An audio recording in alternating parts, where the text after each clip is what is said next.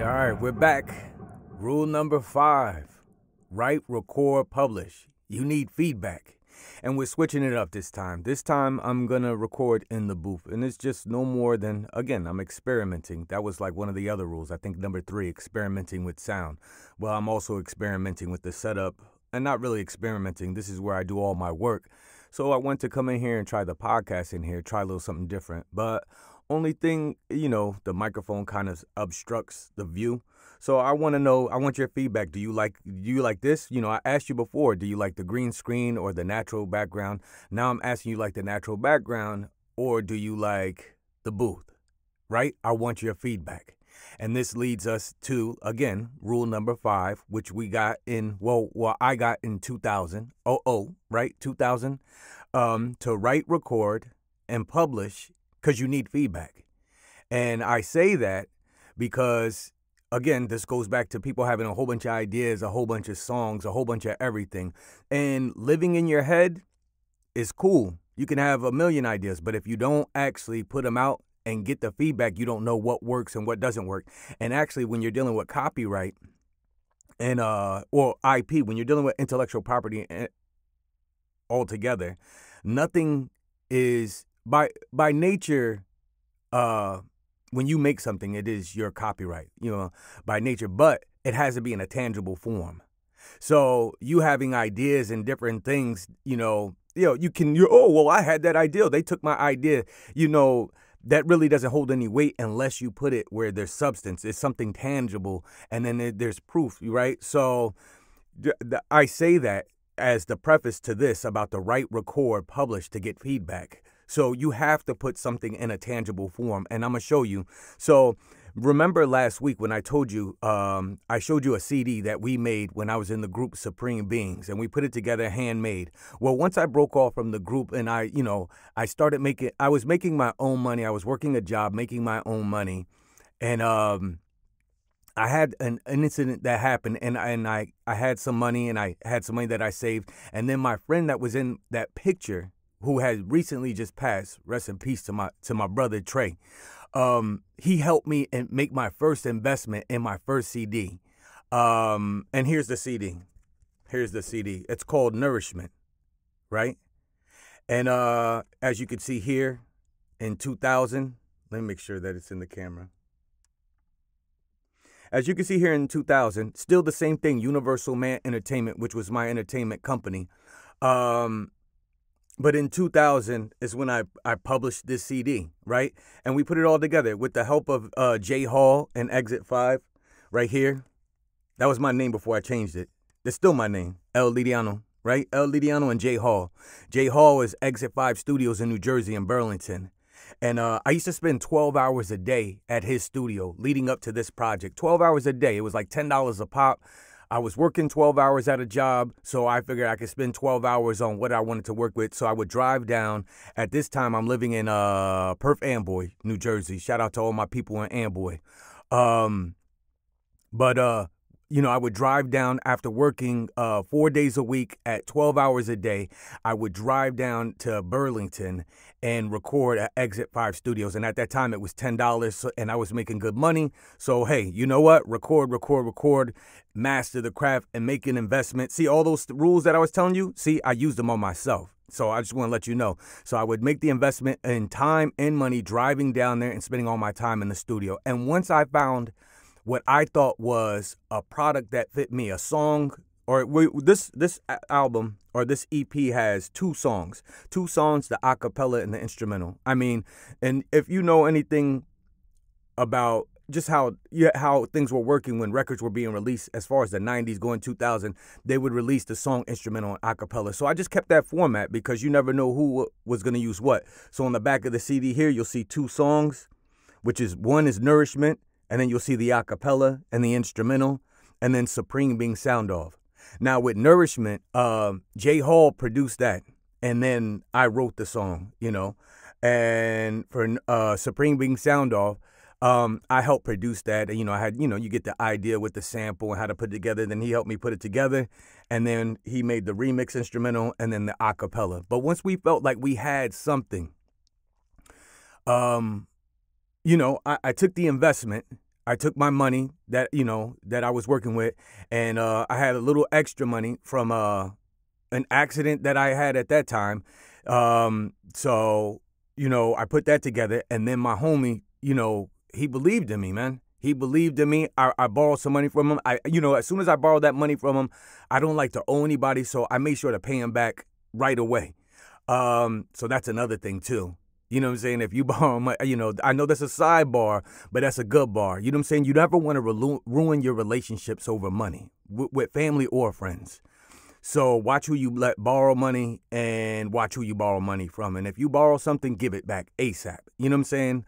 Try not to be in that position. But that's a whole nother thing. And that might be another bonus thing.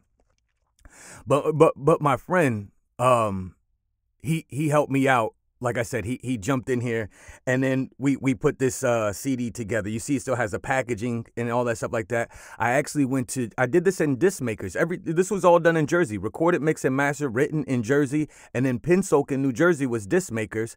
And I actually, we put the money up, and I made 1,000 of these. 1,000 of these CDs. I'm not going to take the plastic off, but the artwork is done in the inside. And matter of fact, the artwork was done by two brothers is from Jersey too. Shout out to Richmond and Edwin. They helped me put the artwork together. So this is a Jersey project. You know what I'm saying? But, you know what I'm saying? But, I'm getting a little bit off topic, but, I'm very proud of this. And let me tell you, like I said, this is in 2000 when I did this. Again, you can see at the bottom, this is in 2000. And I never will forget driving to Pensoken to pick up when they told me the CDs were ready. I wanted to go to the plant itself where they press these up. And I remember getting in my car and unraveling the first CD and popping in the tape deck. Man, I cried, dude. I cried, because it was like, I felt like even though it was only 4 or 5 years into what I'm calling my independent career, I felt like I already went through so much. And to hear, it's a thing. I don't know, it's a thing for me. Like if I write something, I want to record it and I want to put it to music. Then I want to mix it. I want to master it. I want to package it. I want to, like, I'm addicted to the whole process of getting a record out. I'm not a studio rat. You know what I'm saying? I just don't like beats. It's like, it's the whole process of making a record and putting it out. And at this time, I thought that I was doing this was my best representation of where I was at the time. And I want to stress that there's no such thing as perfect. And I'm going to go on and tell you more about this, but there's no such thing as perfect. Because at the time I thought that this was it. Then that's why I cried. Like I put everything into it. So, at the time that I get this CD out, now it's like, okay, I got 1,000 of these joints. I want to see how people are going to react. I want to put my best foot forward, right? At this time, a lot of people, you've seen the project that I was doing before. It was kind of handmade and written on and stuff like that. But I wanted to be taken seriously. And especially around the way, a lot of guys were doing the computer disc and different. So I wanted to differentiate myself. So right away, people took me serious. Before I even played the music. Now, at this time that I'm doing this, not only am I working a job, what else was I doing? I was interning beforehand. I was interning right before that. I think I missed that. But when I was interning at Astroworks, excuse me, I'm losing my train of thought. I'm trying to give you so much. So I was interning at Astroworks in Caroline distribution and stuff like that. And so, man, I cannot think of her name. But it was a high school friend of mine. It was her older brother got me the job. And I was working under a lady, I think her name was Cindy. She used to work at Motown. But anyways, one time I was interning and she told me to go to an industry event. And at this industry event, she sent me to... She let me go, and it was only invite only. So at this industry event, you come in there and you put your CD down, or if you have anything, right? And it's a big-ass room.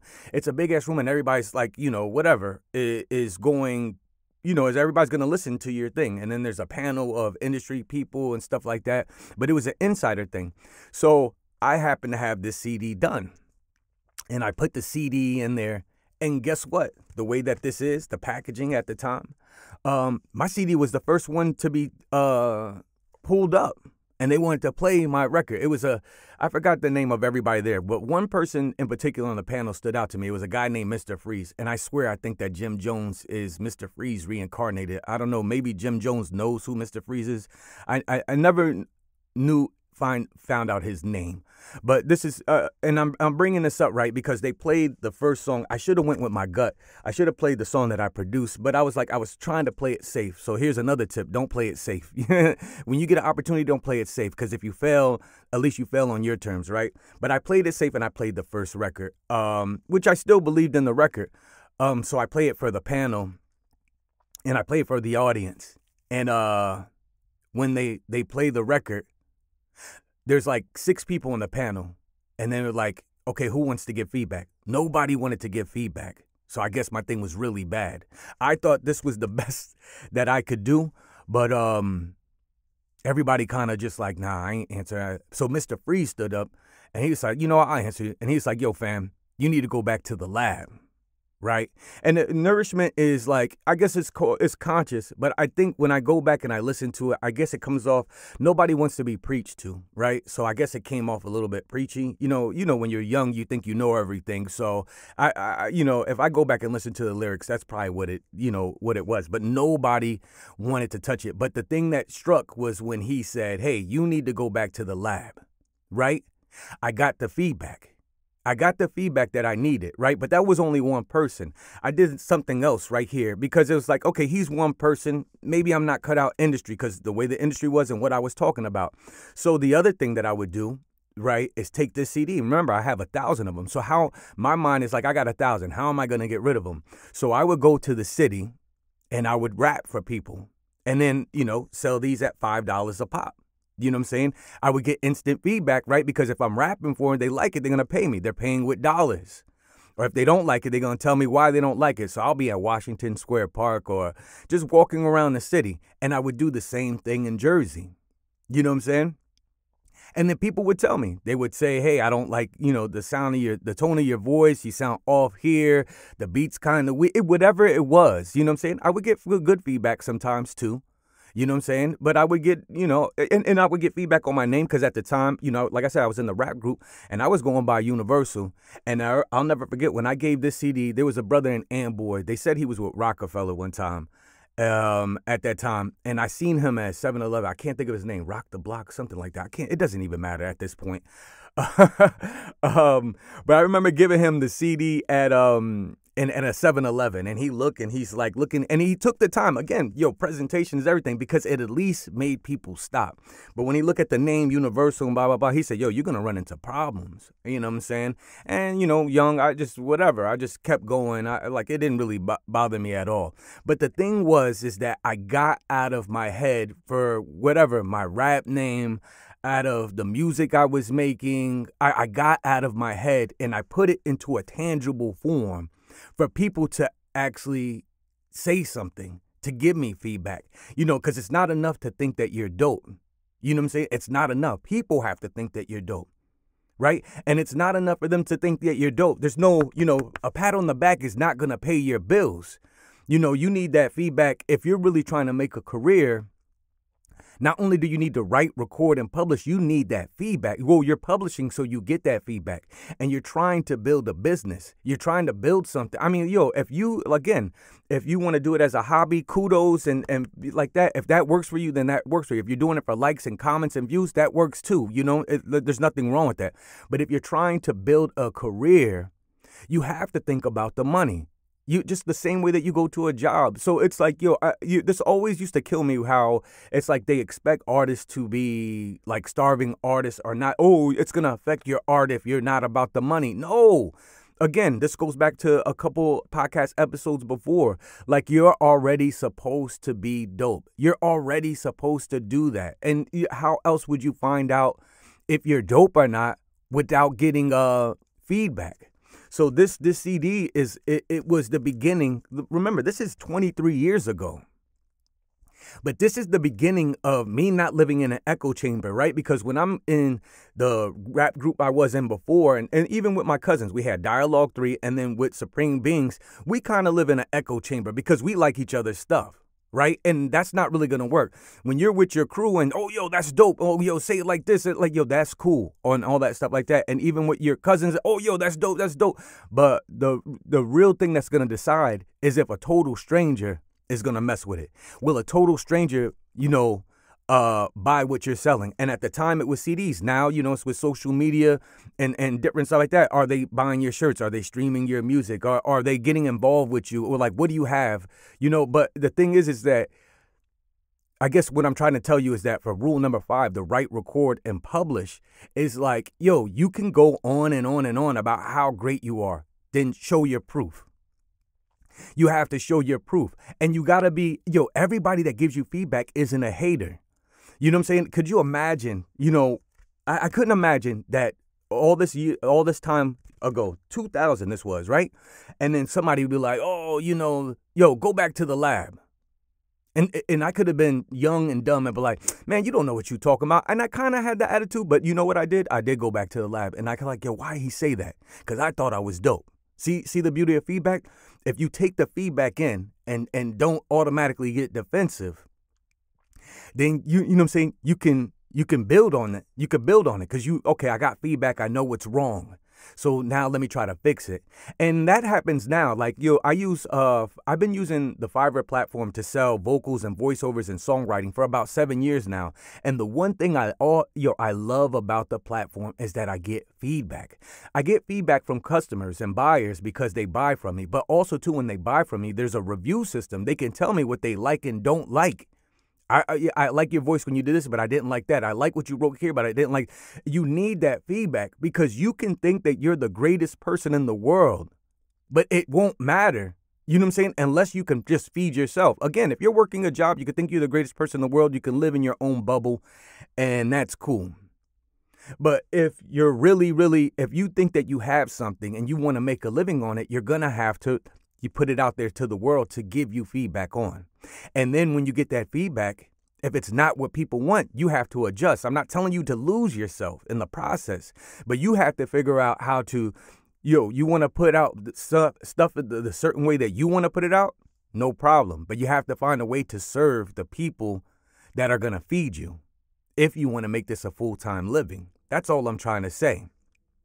So in the beginning, before you make it a full-time living, the first thing to do to get your skills up is to write and record and publish as often as possible, because then you get feedback really, really quickly. And we'll get on to the other gears where I'll show you how I got more and more feedback, because I was like making mixtapes and different things and rhyming on this and singing on that and making sure that I'm always putting it out to people so I can get feedback. Even with the ideas, when I have an idea, I have like so many ideas, so many things I'm trying to pursue. I always get it out of my head and out to the public. I publish,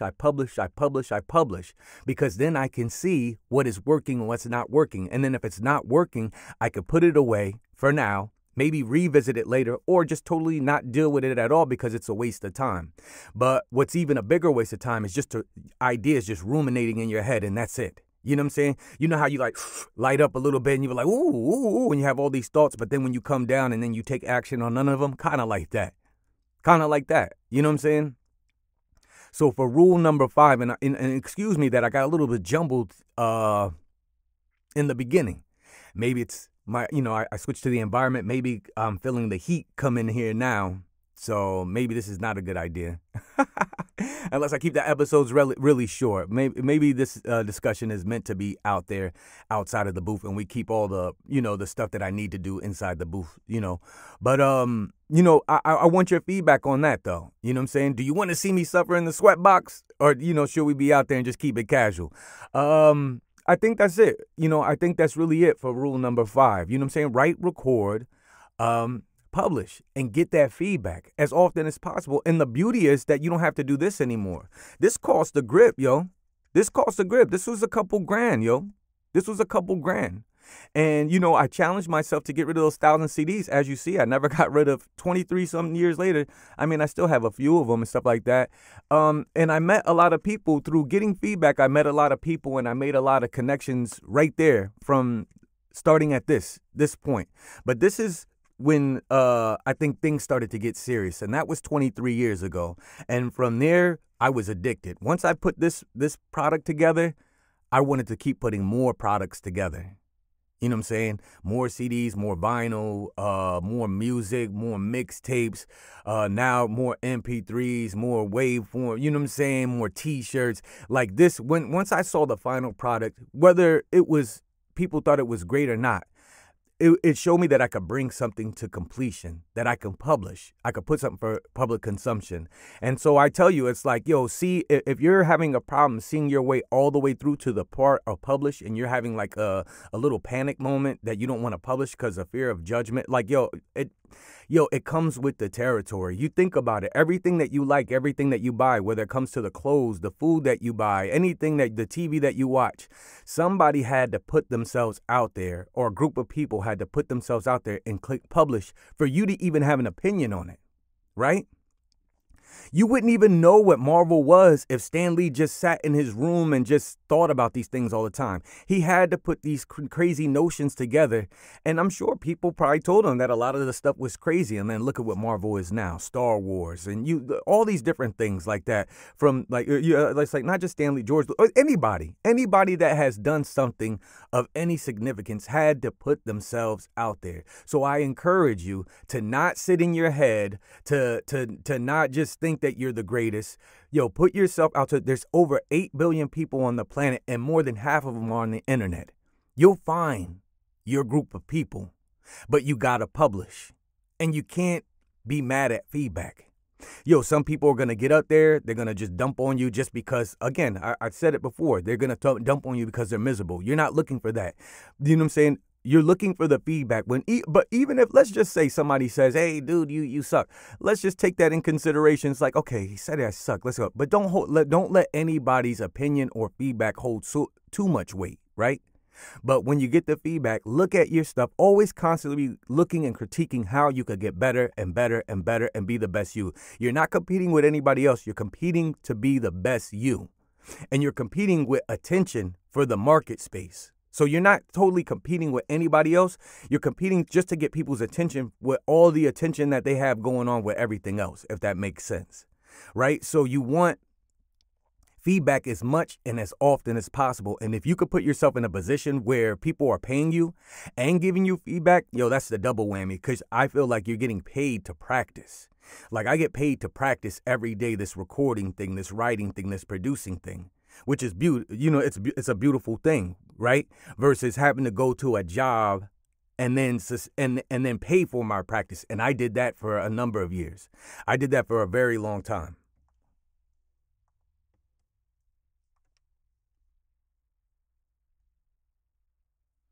My video shut off.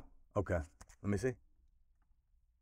All right, we're going to have to edit that part. Yeah, but I did it for a very long time, man. You know what I'm saying? I paid to practice. So it's like, if you want to get better and you want to get into the zone where you're making a full-time living, yo, in the meantime, while you're working, while you have the funds, keep publishing. And it's cheaper than ever because you got social media. You got very cheap ways to get your stuff out there, your content. You got your phone, and keep putting stuff up. Keep writing, recording, publishing, keep getting feedback, keep getting better. You know what I'm saying? And eventually you'll crack it. Eventually you'll crack it, but it might take time, man. I mean, look at from 2000, I didn't start making a full-time living up until 2016, a full-time living we're talking about. So that was 16 years, okay? So it might go faster for you. And this is why I'm passing on the information to speed up your process. I went through a lot of trial and error. Maybe it'll go faster. We're not talking about people that hit and then have overnight success, or, you know, because there's far and few in between. A lot of people's grind is going to go a long time before they see a dime. So if you're willing to stick it out, you know, write, record, and publish as often as possible, fail as often as possible, but you're going to be failing forward because you're going to learn something that you can add on and build and figure out how to get paid. Like I said, it took me like 16 years to figure it out. Well, longer than 16 years because I started beforehand, but we're going to take it from here where I started taking myself even more serious. So we're going to start with this. So I say 16 years.